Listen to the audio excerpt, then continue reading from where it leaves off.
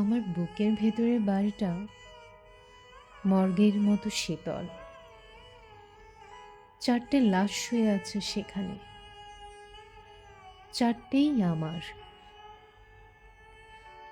আমি প্রথমবার মরেছিলাম অবহেলায়, দ্বিতীয়বার মরেছিলাম প্রতিশ্রুতির অভাবে, তৃতীয়বার আমাকে খুন করেছিল একজন বিশ্বাসঘাতক,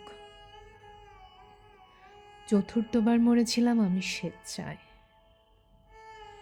আমার বুকের ভেতরের শীতল ঘরটাতে 4টে লাশ আছে। ওদের এখনো ময়না তদন্ত হয়নি।